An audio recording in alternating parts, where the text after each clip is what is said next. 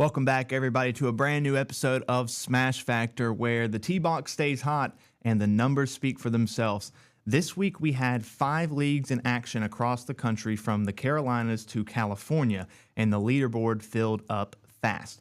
Whether it was rising juniors, seasoned vets, or world champions, everyone showed up to launch. So let's break it all down and see who made the biggest statements. Before we do that, let's thank our sponsors here at Ultimate Long Drive: Copper Fit, the official glove of Ultimate Long Drive; Buzz Clear, 1764, Tech, Short Par 4, Yingling, Survivor Tees, Catalyst, T-Claw, Shark Attack Golf, and 4 Yards More. Thank you to all those sponsors here at Ultimate Long Drive. Let's jump into all the action that happened, starting with the Coastal Carolinas League, which saw Richard Schultz kick things off in the U15 boys with a 289-yard drive. And that was just the beginning. Adam Betcher came through big in the open men's with a 381-yard bomb, while Jeff Schultz kept the family name rolling, taking the men's 50 at 307 yards. Stuart Poit launched a 338-yard drive to win the men's 60, and Jace Norman closed out the event with the longest drive, a monster 408 yards in the Open Men's Pro. Moving on to the Minnesota-Iowa League, Carlos Wohl came out swinging, grabbing the Open Men's win at 363.7 yards in a hit-off. Joe Foley followed with a 362-yard shot to take the men's 35, while John Glass claimed the men's 60 at 303 yards. And let's not forget world champion Gardner Lahette locked down the men's 65 with a 266-yard win. Moving over to the Western Carolinas League, Isabel Hoffmeister got things rolling in the U13 girls with a 222-yard drive, followed by Vanessa Carey in the U17 girls division with 240 yards. Richard Schultz made another appearance, hitting 268 yards in the U15 boys division, while Timothy Buchek ripped a 383-yard drive in the open men's division. And Bigfoot Ben Sutton lived up to the name, taking the men's 35 pro with a 384-yard bomb. Michael Beerley snagged the men's 45 at 356 yards, while Jeff Schultz hit 294 to win the men's 50. And Robert Hoffmeister followed with a 278 in the men's 55. Finally, Thomas Tucker made his mark in the men's 70 with a 304-yard shot. Michigan League now, Logan Campbell and Devin Green both made noise with 365-yard drives in the open men's and men's 35 divisions, respectively. Marty Chappell secured the men's 55 with a 289-yard drive, and Daryl Strecker wrapped up the event with a 335-yard drive to win the men's 60.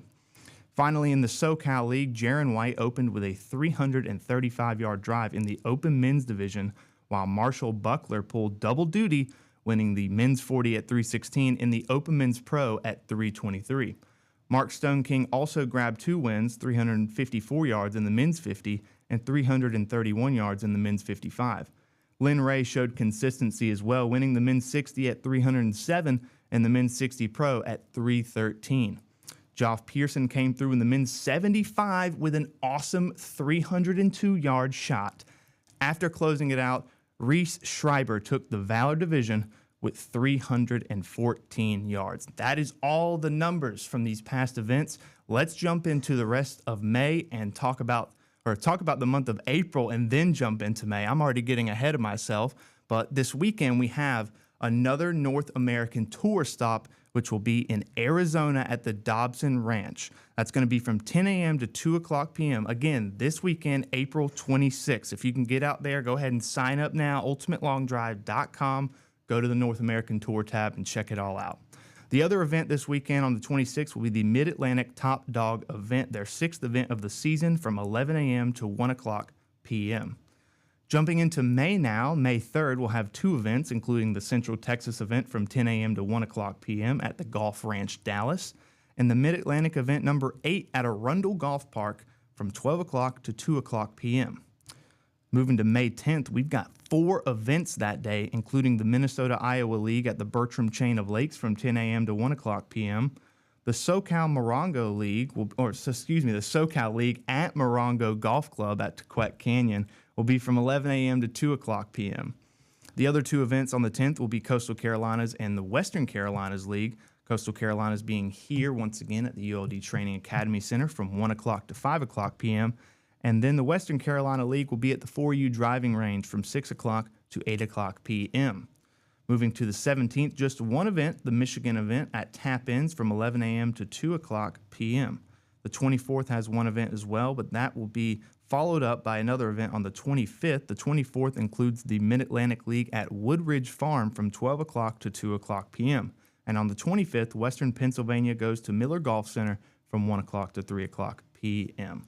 That is all for the month of April and the month of May. From coast to coast, this weekend was stacked with standout drives and multi-division wins. Huge shout out to all the competitors who showed out. If this is any sign of what is to come next, we are in for one wild season, and I cannot wait for the World Championships. Be sure to subscribe, follow, and stay locked in because more big swings are just around the corner. Right here on Smash Factor. We'll see you again, folks.